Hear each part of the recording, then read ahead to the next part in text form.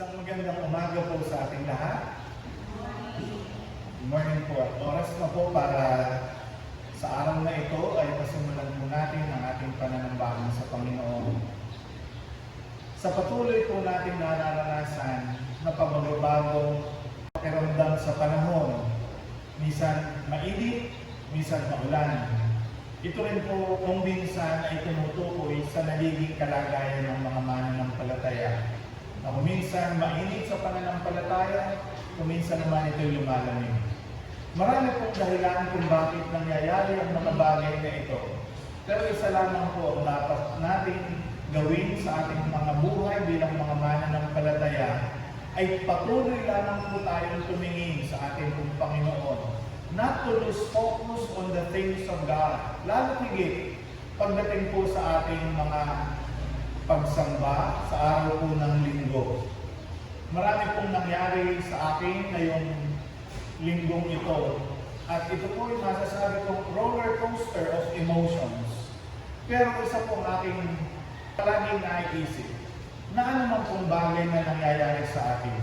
Ito po ay maipagbibigay natin ng kapurihan sa ating pong Panginoong Diyos. At alam natin na hindi po nagkakamali ang Diyos sa mga bagay na nangyayari sa ating pong buhay. Para po sa ating pasimulang gawain ngayong umaga, hinihiling ko pong tayo lahat ay tumayo bilang paggalang sa salita ng Diyos at ating pong buksan ang ating pong mga banal na kasulatan sa aklat po ng Mateo in Matthew chapter 13 verse 51 to 52. Matthew chapter 13 verse 51 to 52. Jesus saith unto them, Have ye understood all these things? They say unto him, Yea, Lord. Then said he unto them, Therefore, every scribe which is instructed unto the kingdom of heaven is like unto a man that is an householder, which bringeth forth out of his treasure things new and old.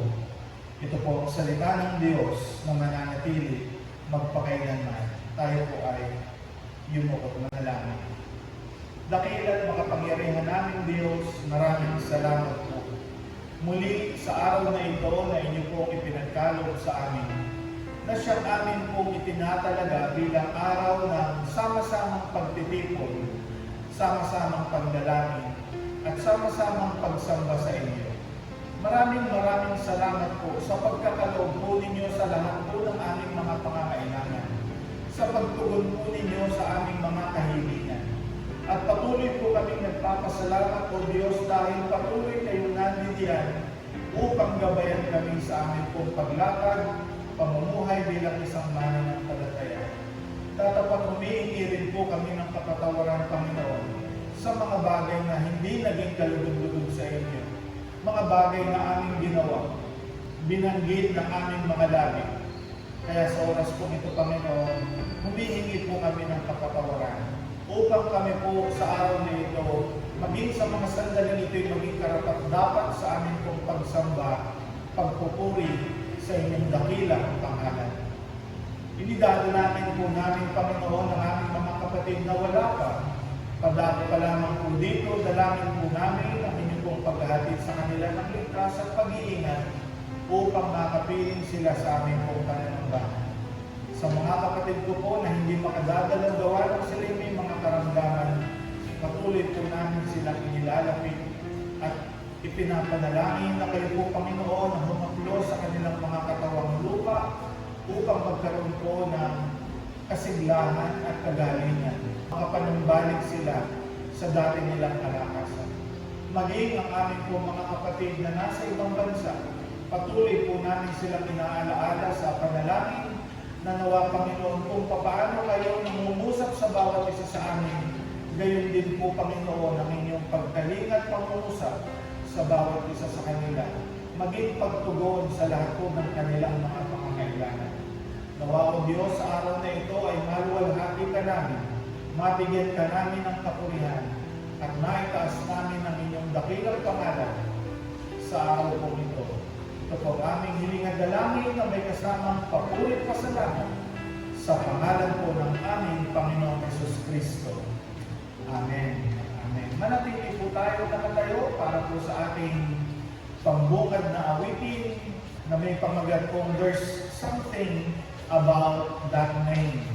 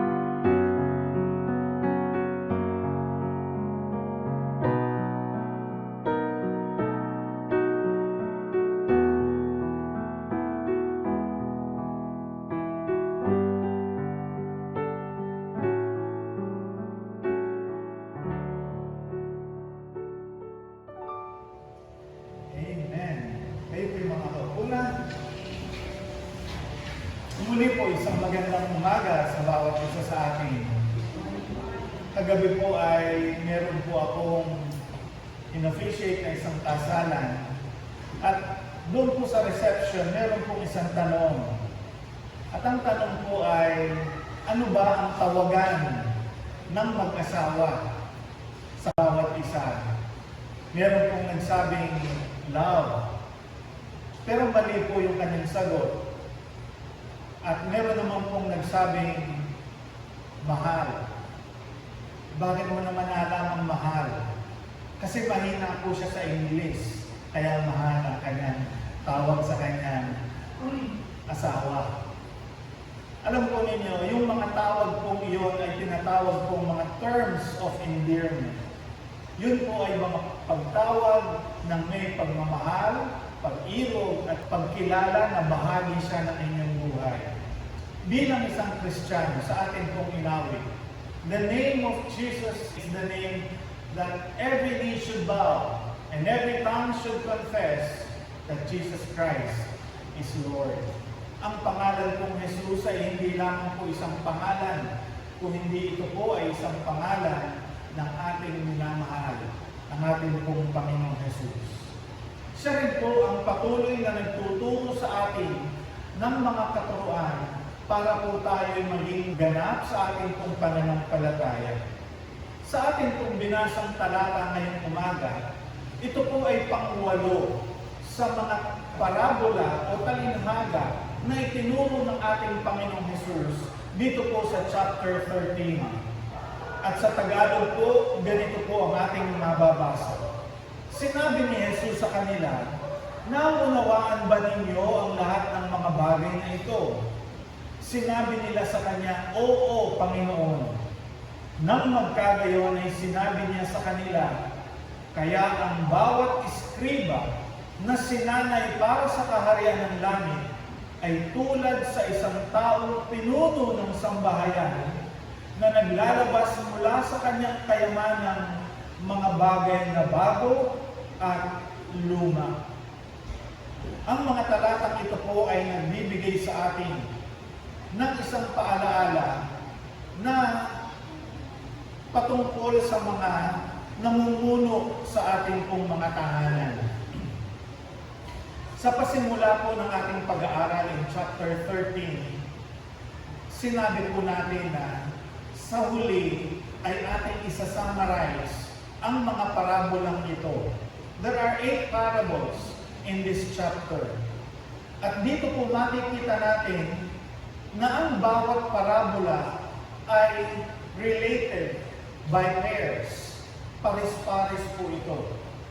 Yung pong unang parabola, kapares po niya yung pang-8.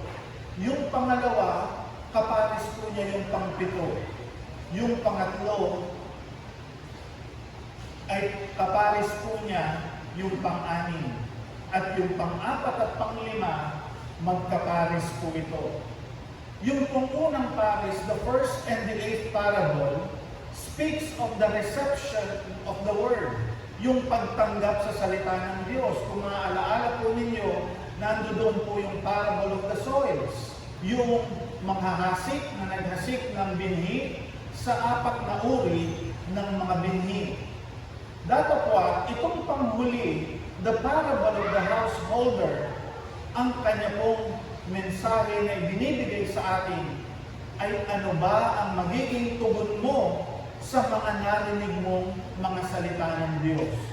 Bilang isang pinuno ng sambahayan na nakatanggap ng mensahe, ng aral ng ating Panginoong Diyos, papaano mo ngayon ito gagamitin at ituturo sa mga miyembro ng iyong pamilya. Because the 8th parable is the parable of the householder.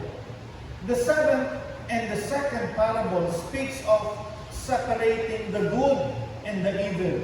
Dito po natin makikita the parable of the wheat and the tares.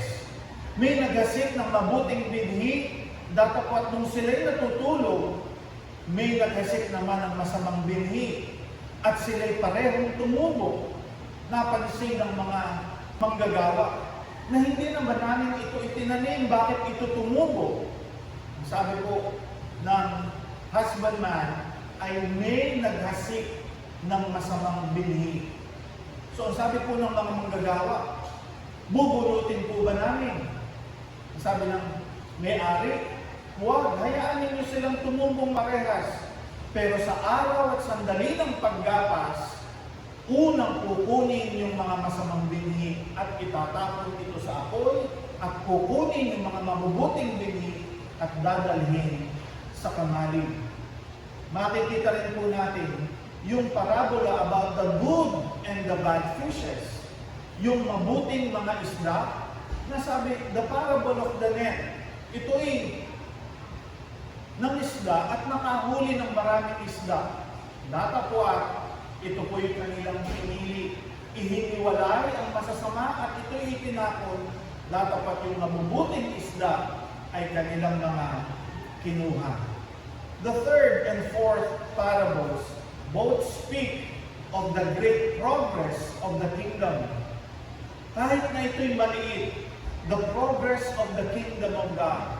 Kahit na ito'y maliit, makikita po natin ang pinaka mababang uri sa lahat po ng mga binhi kagaya po ng mustard seed. Ito po ay maliit, ngunit kapag ito'y naitanim sa isang mabuting lupa, ito po'y tutubo at magkakaroon ng magandang bunga.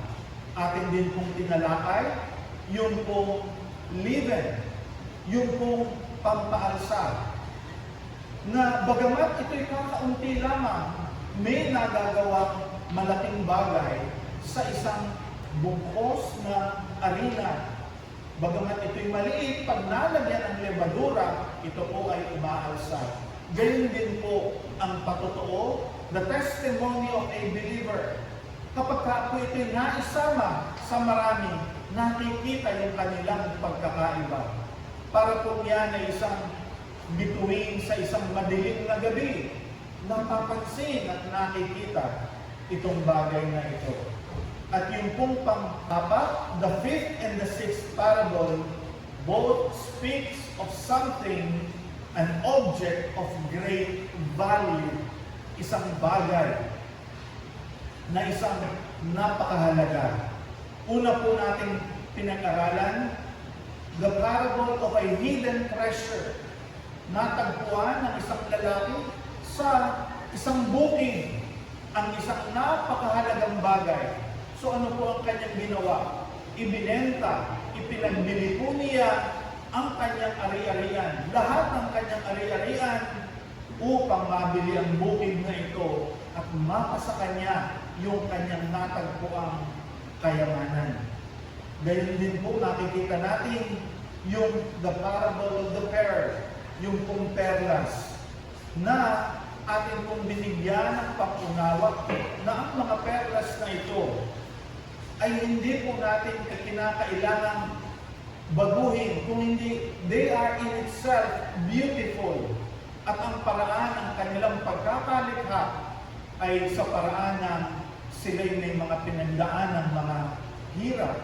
Ang isang tabibi ay nalalagyan ng isang buhangin at pagkatapos dahil sa sakit na kanyang nararamdaman, siya po'y naglalabas ng isang bagay upang balutin niya itong buhangin ito at doon po namubuo ang isang perlas.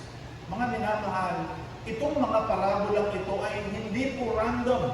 Hindi po ito katang-isip lamang ng ating Panginoon. And the challenge for every believer ay papaano natin malalaman na itong mga parabolang ito na nakapaloob sa isang chapter, ano ang kanilang kaugnayan sa isa't isa. And it is fitting na ang ating pong magiging pag-aaral ngayong umaga ay patungkol po sa parabola ng isang pinuno ng sambahayan. Ang mga parabola po ito ay mayroon pong divine plan and design na ang Diyos po ang nagbigay po nito. Ito pong pangwalong parabola ay nagtuturo sa atin. Maging lahat ng mga parabola ay nagtuturo ng mga spiritual na katotohanan, spiritual truth, upang tayo po ay maging matatag sa ating pong pananampalataya. However, ito pong pangwalo stresses the responsibility regarding the truth which they have heard. Ang kahalagahan po ng mga katotohanan kanilang narinig. Atin pong nababasa, sabi po sa verse 51, ang tanong ng ating Panginoong Jesus sa kanila, have ye understood all these things? Naintindihan ba ninyo ang mga bagay na ito? At ang sagot po nila ay, opo, Panginoon. Marahil, they can see a glimpse of the message na ibinigay po ng ating Panginoon sa 8 parabolang ito. Datapwat kung minsan, yun pong application, kung paano natin ito gagamitin, ibabahagi sa ating buhay, at ipamumuhay ang mga bagay na ito, kung minsan nandoon po yung challenge. Kapag ka po ba nakita natin ang isang mahalagang bagay, magagawa natin ituring ang mga bagay sa sanlibutan ito na parang walang halaga upang makamta natin at patuloy na bigyan halaga itong mga bagay na makalanit sa ating pong buhay. So the prompting of the parable is a question made by Jesus Christ Have you understood these things? Maging sa atin po bilang mga mananampalataya, atin din po matatanong kung minsan, naiintindihan ba natin ang mensahe na nais ipaunawa ng Panginoon sa bawat isa? Marahil, meron po tayong iniisip, baka naman hindi nila lubusang naiintindihan. But Jesus Christ took them at their word. Tinanggap niya at binigyan po ng benefit of the doubt na naiintindihan nila. So therefore, ito po yung kanyang challenge sa kanila in verse 52. Then said he unto them, therefore, every scribe which is instructed unto the kingdom of heaven is like unto a man that is an householder, which bringeth forth out of his treasure things new and old. Naintindihan na ninyo. Ngayon naman, ilalabas ninyo ngayon yung mga kayamanang nakatago sa inyo, yung mga luma at mga bagong kayamanan na nasa inyo na bilang mga mananampalataya. These are 7 parables na nagbigay po sa atin ng pag-unawa. And the 8th is a challenge. Isa pong paghamon ito sa bawat isa sa atin that we are charged with a great responsibility. Meron po tayong tungkulin to proclaim what we have learned, what we have received from the Word of God. There are 2 words na nais ko pong bigyan po natin ng pansin sa mga talatang ating pong binasa. Yung pong salitang instructed, tinuruan, naturuan, naunawaan, and the second is treasure. In all of this, mahalaga po na binibigyan natin ng halaga ang mga salita ng Diyos, ang kanyang mga pangaral, ang kanyang mga pagtuturo sa bawat isa sa atin. Remember the song na ating pong inawit kanina, Jesus, Jesus, Master, Savior, Creator. Siya po yung ating Panginoon na nagturo sa mga disciples sa mga parabolang ito. Siya rin po ang nagbigay ng kaunawaan sa atin patungkol sa mga parabolang ito. Ito po ay treasure na ating pong binibigyan ng halaga. Yung pong instruction sa atin is always a great privilege. Isang karangalan na tayo po'y maturuan ng salita ng Diyos. Every time you read the Word of God, in your private moments, in your devotional time, in your quiet times, na nababasa natin ang salita ng Diyos, atin pong napapasalamatan. Salamat, Panginoon, for the privilege of understanding sa mga salitang atin pong nababasa. Mga minamahal, the Bible, the Scriptures, teaches us the greatest of all subjects. Marahil kanina po, nagkukwentuhan kami ng mga bata. Ang sabi po ng isa, Pastor, pumasa po ako doon sa exam namin. Sabi ko, anong subject ako yan? Pilipino po at saka English. So, natutuwa po tayo because they have passed the exam, meaning they have understood the lesson. The same is true, challenge po sa atin. If God would give us an examination o kaya naman recitation para ipaliwanag natin yung naging pag-aaral a few days ago, ano po kaya ating magiging tugon? So ang hamon po ng salita ng Diyos sa araw po ito, have you understood these things? Naunawaan mo ba ang mga bagay na ito? These are spiritual subjects and they are the greatest of all subjects. Nakalulungkot lamang po that sometimes many people give less attention to it. Nabanggit ko po na kagabi, meron po akong ikinasal. At habang po ako ay nagkakasal, napapahinto po ako ng hindi lang 2, 3 beses, 4 hanggang 5 beses. Bakit po? Kasi nag-iingay po yung mga dumalo sa kasalan. At hindi po sila nagbibigay ng attention doon sa mensahe ng kasal. So ako po yung humihinto to catch their attention dahil Hindi naman po sila pumunta at dumalo sa kasalan para makipagmarites lang, para makipagkwentuhan lang. Kung hindi, makibahagi dun sa kagalakan ng mga ikakasal. And at the same time, may mensahe ang isang lingkod ng Diyos para ipaliwanag. Ngunit, marami po ang hindi nagbibigay ng pansin sa mga bagay na ito. So, tayo po bilang mga mananampalataya is always challenged. Have you understood these things? Isa po pong napapansin natin, tinawag po at kinausap ng ating Panginoon itong kanyang mga kausap na mga disciples. May pagkatawag sa kanila. Ang tawag po sa kanila ay scribe, escriba. Every scribe which is instructed unto the kingdom of heaven is like unto a man that is an householder, which bringeth forth out of his treasure things new and old.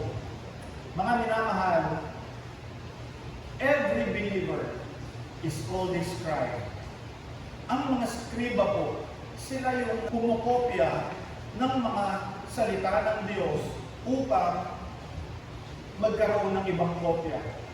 However, as time goes by, sila po hindi lamang mga tagapaglipat ng salita. Kung hindi sila man ay pinagtatanungan, kinukonsulta po, ano ba ang ibig sabihin ng mga talatang ito in relation to other verses in the Hebrew Bible. Bakit po sila naging ganap sa kanilang pagkaunawa?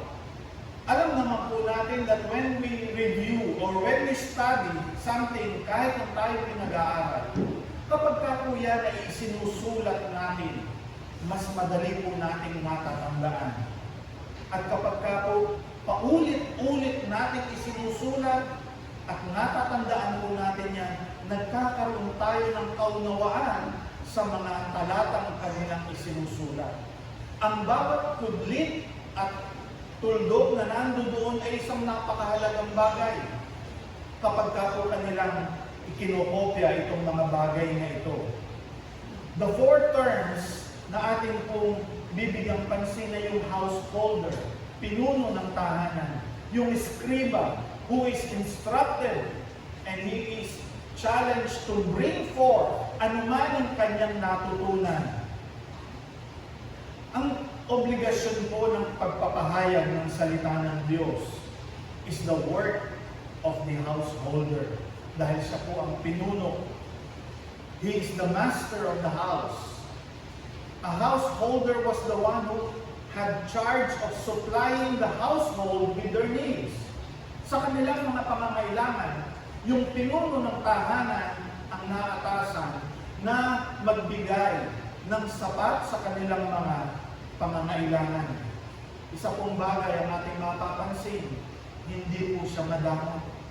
Ang kanyang itinuturo at ibinibigay ay mga luma at mga bago. Para po lalo at patuloy po silang matuto sa mga bagay na yan. At ang kanya pong mga itinuturo are treasures, mga kayamanan. Because of his age, sa kanyang karanasan, marami siyang naituturo at marami siyang naibabahagi para maging halimbawa po sa kanila. A good householder is obligated to provide for the family na kanya pong pinamumunahan. Not only to provide financial, but more so spiritually at morally. Kailangan po niyang i-provide ito sa kanyang pamilya. The treasure of good is not to be unused.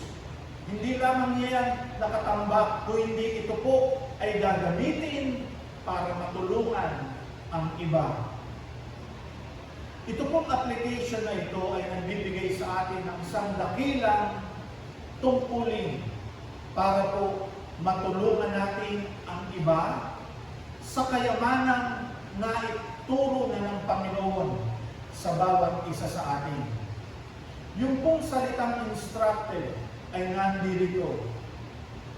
Minsan, Naisip po natin, Pastor, hindi po ako qualified. Yung po karanasan natin, yung pagkaunawa natin, ay sapat para tayo po ay magabayan. Hindi ko po nakalimutan, palaging binabanggit ng aking ina. Ang sabi niya, bago ka matulog, manalangin ka muna. Pagkagising mo, manalangin ka muna. Ito po ay isang pagtuturo.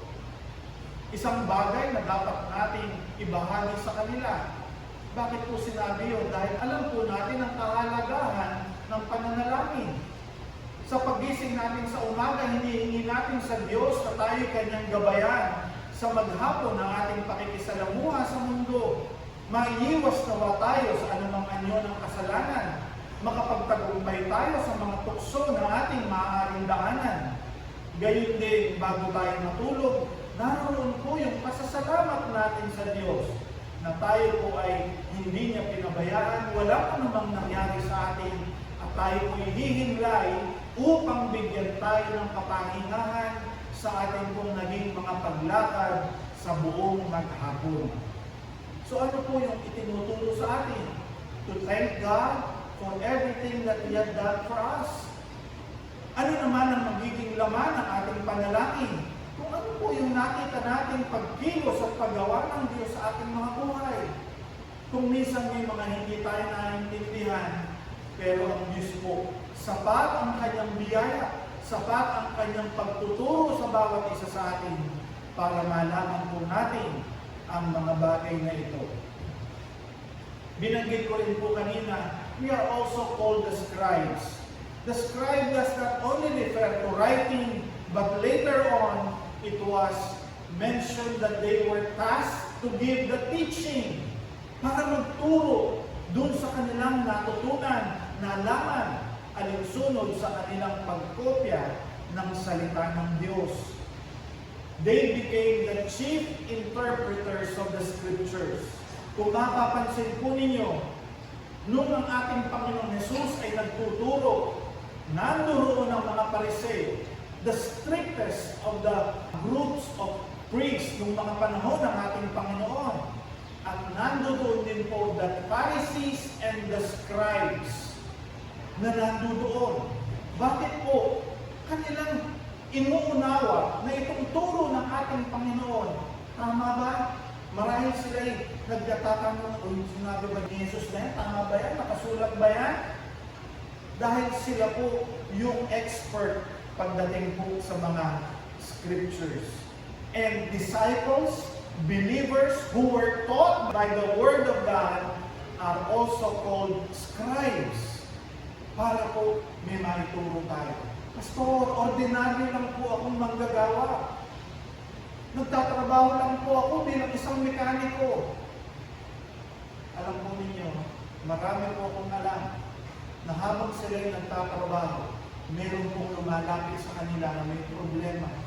May lumalapit sa kanila na meron pong tanong. At yung ordinaryong sinasabi natin Kristiyano ang nagbibigay paliwanag sa kanya. Alam po ninyo, hindi sa pagmamalaki, marami na po akong narinig ng mga patotoo ng mga kapatid na ginagamit sa mga lugar ng paggawa sa kanilang mga kapwa manggagawa that they can share the Word of God. Maaaring iturin natin ang ating sarili bilang mga ordinaryo lang. Pero yung naitanim po sa puso at kaisipan ng bawat isa sa atin ay isang napakahalagang bagay upang sa araw at sandali na tayo ay bibigyan ng Panginoon ng pagkakataon para maibahagi ang salita ng Diyos. Kung ano yung naitanim sa atin, yun po ang lalabas. Yun po ang ating maibabahagi. At kung minsan sila po nagugulat, bakit? Saan mo nakuha yan? Saan mo naunawaan yan? Sa salita ng Diyos. Itinuro ng Diyos sa kanyang mga salita. Mga minamahal, ako po'y naniniwala that the Scripture is plain and clear na maunawaan po natin ito. Kung tatanungin po tayo ng ating Panginoong Jesus, Naiintindihan ba ninyo ang mga bagay na kanyang sinabi? Sigurado po ako na ang sagot ay oo. However, the challenge is, papaano ba natin ito i-apply sa ating pong mga buhay? Yung pong salitang bringeth forth, kanyang ibinibigay at ipinagkakaloob. These two words speaks of dedication. Hindi siya nagmamaramot. Hindi siya nagtatangi kung kanino lamang niya sasabihin ito o ituturo ito, kundi sa lahat ng mga kailangan ng salita. It has always required much dedication para maging ganap po yung ating mga pag-aaral at pagtuturo ng salita ng Diyos. Mga minamahal, when we declare God's Word, meron po itong epekto. Meron po itong nagagawa sa buhay ng kung kanino man natin ito ibinabahagi. Kaibigan yan, kamanggagawa yan, nakatabi lang natin sa jeep, o kung sino man, every time we speak the Word of God, pansinin po ninyo sila. They stop to listen. Hindi nila tatanungin, ikaw ba'y pastor? Ikaw ba'y Bible study leader? Hindi po. Ang sasabihin nila, salamat. Dahil meron kang ibinahaging salita ng Diyos sa kanilang kaisipan at sa kanilang puso. Alam po ninyo, isa nakakapanood po ako ng isang lalaki na randomly maglalakad sa isang lansangan at doon sa sidewalk makakakita po siya ng isang homeless person.